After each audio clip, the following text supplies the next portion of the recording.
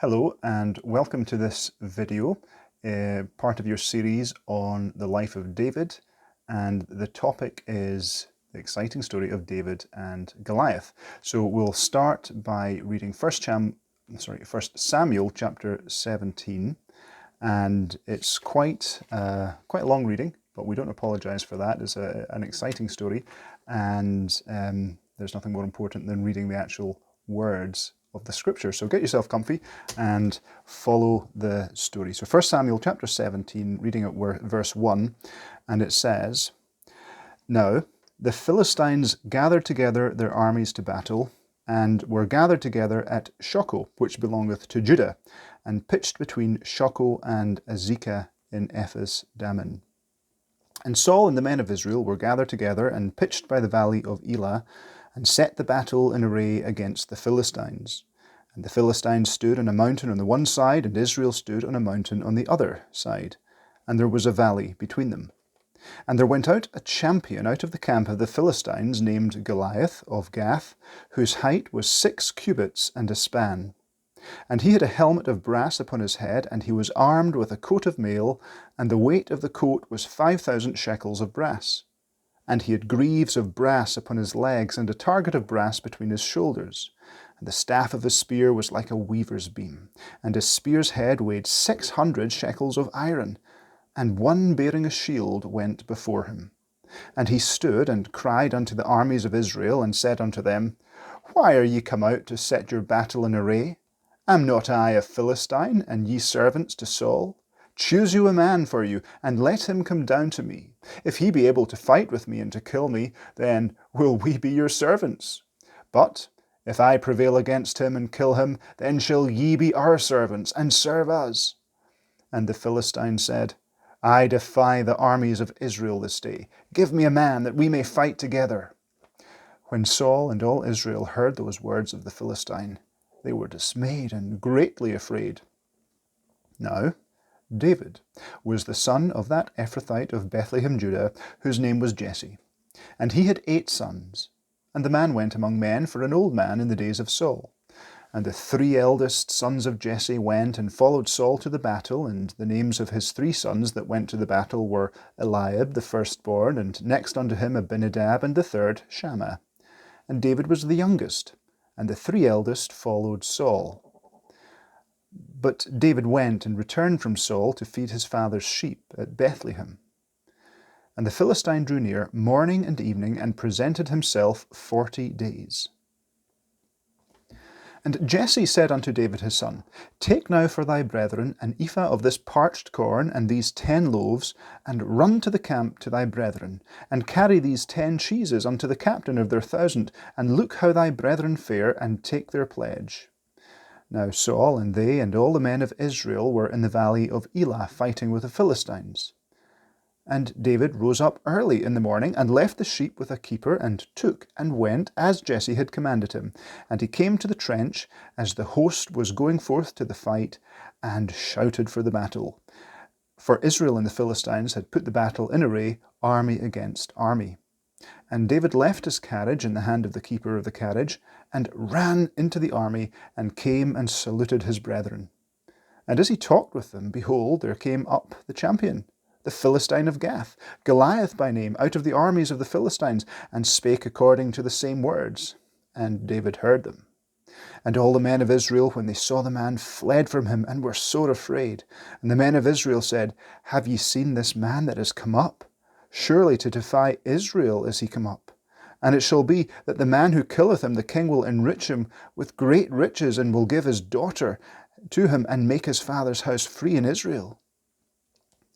And David spake to the men that stood by him, saying, What shall be done to the man that killeth this Philistine, and taketh away the reproach from Israel? For who is this uncircumcised Philistine, that he should defy the armies of the living God? And the people answered him after this manner, saying, So shall it be done to the man that killeth him. And Eliab his eldest brother heard when he spake unto the men. And Eliab's anger was kindled against David, and he said, Why camest thou down hither? And with whom hast thou left these few sheep in the wilderness? I know thy pride, and the naughtiness of thine heart. For thou art come down that thou mightest see the battle. And David said, "What have I now done? Is there not a cause?" And he turned from him toward another, and spake after the same manner. And the people answered him again after the former manner. And when the words were heard which David spake, they rehearsed them before Saul, and he sent for him. And David said to Saul, "Let no man's heart fail because of him. Thy servant will go and fight with this Philistine." And Saul said to David, "Thou art not able to go against this Philistine to fight with him, for thou art but a youth, and he a man of war from his youth." And David said unto Saul, "Thy servant kept his father's sheep, and there came a lion and a bear, and took a lamb out of the flock. And I went out after him, and smote him, and delivered it out of his mouth. And when he arose against me, I caught him by his beard, and smote him, and slew him. Thy servant slew both the lion and the bear, and this uncircumcised Philistine shall be as one of them, seeing he hath defied the armies of the living God." David said, moreover, "The Lord that delivered me out of the paw of the lion and out of the paw of the bear, he will deliver me out of the hand of this Philistine." And Saul said unto David, "Go, and the Lord be with thee." And Saul armed David with his armour, and he put a helmet of brass upon his head. Also he armed him with a coat of mail. And David girded his sword upon his armour, and he essayed to go, for he had not proved it. And David said unto Saul, "I cannot go with these, for I have not proved them." And David put them off him, and he took his staff in his hand, and chose him 5 smooth stones out of the brook, and put them in a shepherd's bag, which he had, even in a scrip, and his sling was in his hand, and he drew near to the Philistine. And the Philistine came on and drew near unto David, and the man that bare the shield went before him. And when the Philistine looked about and saw David, he disdained him, for he was but a youth, and ruddy, and of a fair countenance. And the Philistine said unto David, "Am I a dog, that thou comest to me with staves?" And the Philistine cursed David by his gods. And the Philistine said to David, "Come to me, and I will give thy flesh unto the fowls of the air, and to the beasts of the field." Then said David to the Philistine, "Thou comest to me with a sword, and with a spear, and with a shield, but I come to thee in the name of the Lord of hosts, the God of the armies of Israel, whom thou hast defied. This day will the Lord deliver thee into mine hand, and I will smite thee, and take thine head from thee, and I will give the carcasses of the host of the Philistines this day unto the fowls of the air, and to the wild beasts of the earth, that all the earth may know that there is a God in Israel. And all this assembly shall know that the Lord saveth not with sword and spear, for the battle is the Lord's, and he will give you into our hands." And it came to pass, when the Philistine arose and came and drew nigh to meet David, that David hasted and ran toward the army to meet the Philistine. And David put his hand in his bag, and took thence a stone, and slang it, and smote the Philistine in his forehead, that the stone sunk into his forehead, and he fell upon his face to the earth. So David prevailed over the Philistine with a sling and with a stone, and smote the Philistine, and slew him. But there was no sword in the hand of David. Therefore David ran and stood up in the Philistine, and took his sword, and drew it out of the sheath thereof, and slew him, and cut off his head therewith. And when the Philistines saw their champion was dead, they fled. And the men of Israel and of Judah arose and shouted, and pursued the Philistines until thou come to the valley and to the gates of Ekron. And the wounded of the Philistines fell down by the way to Sheraim, even unto Gath and unto Ekron. And the children of Israel returned from chasing after the Philistines, and they spoiled their tents. And David took the head of the Philistine and brought it to Jerusalem, but he put his armour in his tent. We'll leave the reading there, and we'll trust that God will bless it to us as we think about it. Now, if we were to turn to Hebrews chapter 11, that great chapter listing some of the heroes of faith in the Bible, we would find David referenced in that chapter under the heading, time would fail us to tell of people like David. But some of the exploits listed in Hebrews chapter 11 include things like being made strong out of weakness, or putting to flight foreign armies. And so I think Hebrews 11 certainly alludes to this incident between David and Goliath at the very least. And because of that, what I want to do is think about David here as a man of faith in action.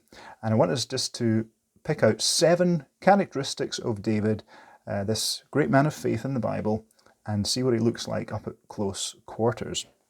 Now, the first point I want to mention is his obedience. Now, when you think of somebody who is a giant killer, that might seem a contradiction. You might think in your mind of somebody who is gung-ho, submissive to no one, a maverick, but that's not David. Just look at verse 17. David has been at home. Previously, he had been in the palace, actually playing music. He was a skillful harpist, remember, and he was playing music in the king's court. But when the battle started, obviously, he could go back home and be with his father and look after the sheep, and that's what he's been doing. And here in verse 17, we find his father, Jesse, an old man, giving David an instruction, and he says, "Go a little message for me. Take this food to your brothers who are in the army, and some food for them and some food for their captain who's over them, and off you go, run and take this message to them." And what do you find David doing? Well, verse 20, it says, he rose up early in the morning, he left the sheep with the keeper, and he took and went as Jesse had commanded him. So what his father told him to do, he's rising up early in the morning to do exactly that. And then look at verse 22. He gets to the army where his brothers are. He leaves the carriage, and it says he ran into the army and came and saluted his brethren. So to a T, David is doing exactly what his father told him to do. And this is lovely for several reasons. One of the reasons is it reminds us of the one who's greater than David, the Lord Jesus, who delighted to do his Father's will. And we can certainly see on several occasions in this chapter little glimpses of David's character that remind us of the Lord Jesus Christ. But here is David, a man who is marked by obedience, a man of faith marked by obedience, and it was in the doing of the normal round of daily life, if you like, if submitting in the sphere that God had placed him at home to his father, that this opportunity emerged where he was able to do this great act that has gone down in history. So, the obedience of the man of faith. Secondly, I want to draw attention to his reverence. Now, verse 25, the people who were with David when they heard Goliath's verbal assault on Israel, they say, "Surely to defy Israel is this person come up." Well, what does David say when he's putting into words what's happening? The end of verse 26, well, he's defying the armies of the living God. So for David, it wasn't a national matter. This was a matter that belonged to God. This is somebody who was speaking against the armies of Israel, and Israel, remember at that point, their king was chosen by God. They were a theocracy, so to go against Israel's army was to go against God. And David really was irritated by the irreverence with which Goliath spoke towards the armies of Israel. And you see, it builds up. So verse 36, he talks about verse 26, the armies of the living God, when he's surrounded by the soldiers. And then if you go down to verse 36, he's in front of the king and he's reminding him what's happening. Yes, this person has defied the armies of the living God. And then you go to verse 45. He's approaching Goliath at this point. And what does he say? "I come to thee in the name of the Lord of hosts, the God of the armies of Israel, whom thou hast defied." And for David, this whole issue, the whole incident was a matter of somebody who had defied God, who had spoken in a way that was irreverent towards God. And it was this passion, this zeal for the honor of God's name that spurred David into action at the start and carried him into action in the battle, in the conflict with Goliath. So a man who is marked by a real reverence for the name of God. Great lesson there. Next, I want to talk about his perseverance. If you look at verse 28, we discover that David had hurdles, if you like, thrown across his path in this tremendous incident from surprising sources.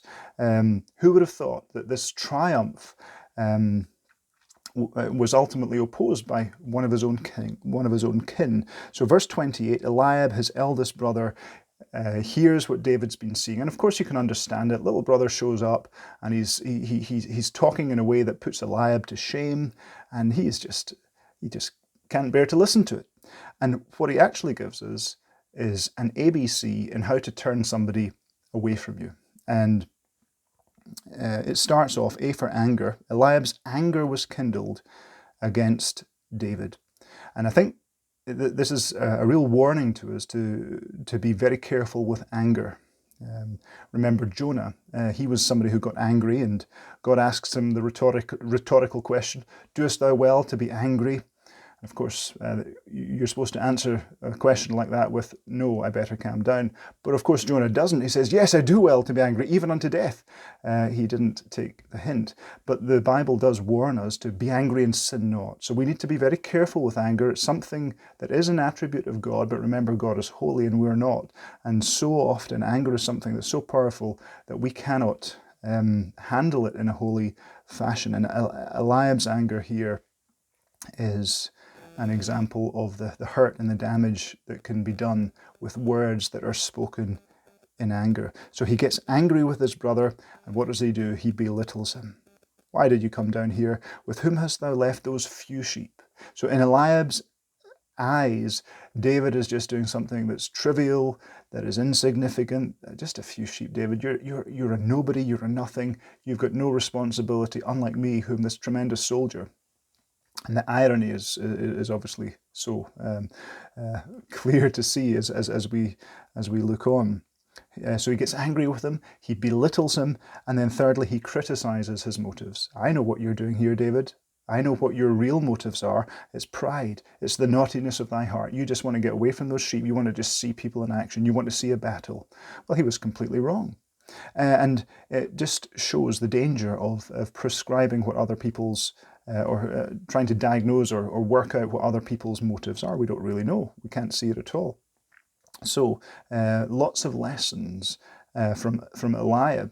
But what does David do? In verse 30 it says he turned from him. And that's why I say it's an ABC in how to turn somebody away. And of course it makes sense. Get angry with somebody, belittle them, criticize their motives. You're not going to draw them towards you. You're going to turn them away. And that's what happens here between David and his brother Eliab.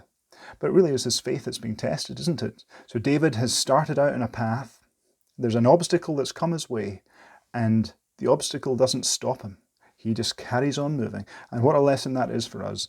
Our faith does get tested. 1 Peter chapter 1 verse 7 tells us that actually God's got a real interest in testing our faith, that it's much more precious than of gold that perisheth, and he wants it to be found unto praise and honour and glory at the appearing of our Lord Jesus Christ. So he does put us through difficulties. He does put hurdles in our way to bring out the character of our faith, and we see that in David. He wasn't deterred.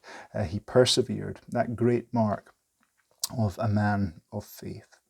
Next, I want to talk about his resilience.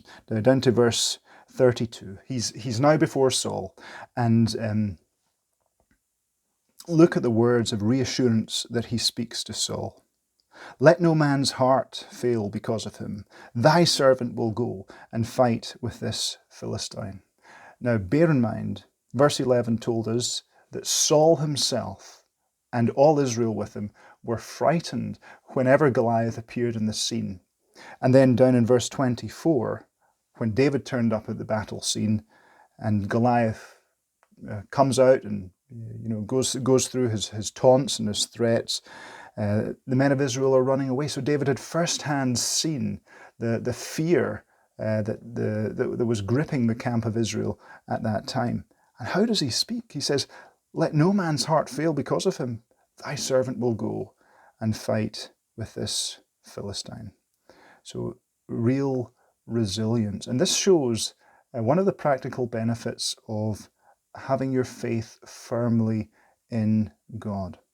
When your confidence is in God, you don't actually need to fear man. The Lord Jesus said as much, didn't he?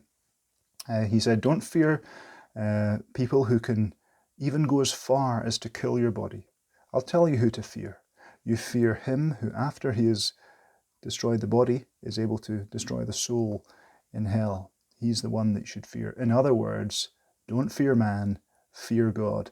And here we find David, the man who is living before God, his confidence is in God, and it completely cures the fear of man. He's not afraid of a giant like Goliath. His confidence is in God. And that's one of the great benefits and features of having a firm faith in God, because, like David did, he wasn't frightened himself, so he's then able to offer encouragement to others who actually are frightened. Tremendous resilience. But look next at his dependence. He's still before Saul, and Saul is probing him, as you would expect the king to do. He's saying, look, you're just a lad. You can't go and fight this man of war. I mean, thanks for offering, but this is just going to be embarrassing. Well, what does David say? Well, he pulls out some surprising information for Saul to consider. And what we have here in those verses from around about 33 to 37 is a real insight into what made David tick as a man of faith. And they're really special verses because we see how his mind works. Now, faith is calculating. It's doing calculations all the time. Remember Abraham? He reckoned that God was able to raise his son Isaac from the dead in order to fulfill his promise to him, because of the command that God had given Abraham to sacrifice his son, in whom all his hope and his promises were bound up. So Abraham, the Bible tells us, was reckoning that God was going to do this. And David is reckoning too. What's he reckoning on? First of all, a past experience. He remembers that. Verse 34, thy servant kept his father's sheep, and there came a lion and a bear, and took a lamb out of the flock. Well, what happened then? I went after him, saved the lamb, and then the bear turned on me, and I killed the bear, and slew him. Okay, so I've got past experience, Saul, of dealing with lions and with bears, and therefore I've got a present expectation. You see, verse 36, this giant, well, he shall be as one of them, this uncircumcised Philistine. And by that, he is alluding to the fact that here is a man who has no relationship with God at all, and he has been defying the armies of the living God. I will be able to prevail over him. He's got this present expectation that is not based on fancifulness, it's based on what he's been through already up until this point in his life. And thirdly, he has got a powerful enabler. Verse 37, here David is no longer speaking about himself. It's not, I'm going to do this, I'm going to do that. Well, he says, the secret to my past success was the Lord. He delivered me. And the secret to my present expectation is, again, the Lord. Verse 37, he will deliver me. So David has got this powerful enabler who is going to help him, who has helped him in the past, and that is the basis for his confidence, for the crisis that he's facing at that moment. And, you know, it's very practical for us, isn't it, to think about that. I think it's 2 Corinthians chapter 1 tells us that about God. Paul was talking about the character of the God that he believed in, God that raised the dead, God that hath delivered us, that doth deliver us, and we trust also he shall deliver us. And what he's saying is very similar to what David is putting into words here. You look back as a Christian and you see deliverance at Calvary. You're in the present, you see obstacles and difficulties. Well, he's delivering you in the present, and you look forward and there's deliverance to come. And it's the same, isn't it? The same for us as it was for David. Each direction that you look in, we trust in a God who delivers us. And that's David's dependence. He trusted in a God who delivers. Notice next his prudence, round about verse 38 and thereabouts. Saul, he's releasing this willing young soldier, or shepherd really, to go and fight a giant. So he feels, well, I better do something for him. So he gives him his armor. It's a completely daft idea. It's obviously far too big for David. And as soon as he puts it on, David has to just politely find a way out of wearing something that's obviously not suitable for him at all. And he's very polite about it, isn't he? I cannot go with these, he says in verse 39. I haven't proved them, and he puts them off. You just get a sense that this is a very polite and diplomatic person. But there's prudence there, isn't there? There's wisdom because of what he didn't depend on, what he rejected. He rejected something that he hadn't proved, a method that he had no experience of, that would be cumbersome, that would just be foolish. And instead, he selects something that he had experience of. He selects, verse 40, 5 smooth stones out of the brook and puts them in a shepherd's bag, something that he was well acquainted with. Now, the Bible tells us, I think it's the Benjamites, they were very skillful with the sling. It says that they could sling at a hairbreadth and not miss. So clearly, those Jewish boys knew a thing or two about using a sling, and they were tremendously accurate with aiming it. So David, perhaps as a shepherd, had reason to develop this skill with a sling, but doesn't it show us that God can use us just as we are? And it may well be that we already have the skills and the preparation for the trial that we're facing right now. Just like David had the experience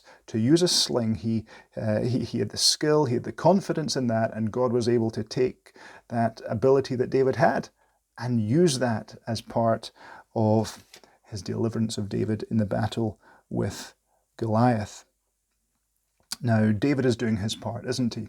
He's making full preparation, he's being wise, and he's using common sense, and he's taking those 5 smooth stones. We know, of course, that he only used one in the end, and that just shows that David was prepared, wasn't he? And it also shows that God is able to do abundantly above all that we ask or think. But there's a proverb that says, Proverbs 21, verse 31, it says, the horse is prepared unto the day of battle, but safety is of the Lord. And I think that sums up the responsibility of living by faith. We don't live by faith and presume on God to do things that we ought to be doing for ourselves. No, the horse goes to battle. You wrap it up in its armour, you protect it, the horse is prepared unto the day of battle, but safety is of the Lord. So you do all you can, and you still trust the Lord. And in that way, faith in no way cancels common sense. The two work hand in hand together, and we see that in David here. Colossians chapter 1, Paul praying for the Colossians that they might know the will of God in all wisdom and spiritual understanding. So faith does not cancel common sense by any means at all. So that was David's prudence. Next, his deliverance. Now, verse 46, he's approaching Goliath at this point, and we can see that it's a deliverance that is expected. What does he say? This day will the Lord deliver thee into my hand. So he makes it publicly clear, a public statement that he is fully expecting God to deliver him. Of course, David sees here a man who has defied the armies of God, and he's going against him in the name of God and in confidence in God, and he is going to prove a point to everybody who's looking on. He says what it is in verse 46. He wants the whole earth to know that there is a God in Israel. So he is acting for the honour of God's name, and he's going in that full confidence, and David fully expects to be delivered. Well, first of all, deliverance expected moves on in verse 50 to deliverance enjoyed. The battle takes place, Goliath dies, gets hit by the stone and sinks to the earth, and verse 50 just sums it up. Just the beauty of the moment in that sense. David prevailed over the Philistine with a sling and with a stone, and smote the Philistine and slew him, but there was no sword in the hand of David, just a sling and a stone, one stone and a silly little sling, and no sword at all. And the deliverance there, he really enjoys it, and the text brings out the enjoyment of the victory as well. I think too it would have inspired some of the Psalms that David wrote. I think it's Psalm 3. It speaks about the Lord is my shield. And now the thing about Goliath was, it says one bearing a shield went before him. But David's got a better shield. He's got the Lord. The Lord is my shield. Deliverance enjoyed. And lastly, deliverance evidenced. Now, verse 54, David took the head of the Philistine and brought it to Jerusalem, but he put his armour in his tent. Now, of course, David belonged to a time when Israel was given a mandate to become involved in armed conflict. The people of God today are not. Of course, we have different conflicts, and there is something we are to put to death. It's not other people. It's the flesh, it's the sinful flesh within us. Romans chapter 8 tells us that we are to mortify, we're to put to death the deeds of the flesh that we might live. And let's make sure that we make as good a job of that as David did of Goliath. But look at what he does. Two things he takes from the battle scene. The head of Goliath, very grisly, I know, but he takes it to Jerusalem. And that looks to me like there's a public display as a warning to those who would defy God, and as a reminder to Israel that the God that they served was a delivering God. And here's the proof. Just look at that trophy of war. And when it is that we go through experiences and God delivers us from them, there are some things that we can share with other people about it. And we can do so for their encouragement. But look what else he does. He takes his armour in his tent. So if the head of Goliath was for public benefit, the armour in his tent seems to have been for private benefit. Now the story, at the start of the chapter, we get the weight of the various pieces of armour that Goliath was clad and protected with. And it seems to me that what David did was he just took all that into his tent and just weighed it and looked at it and thought to himself, look at what the Lord has done for me. And there's a real good lesson for us there, isn't there? Just to weigh the deliverances that God has delivered us with.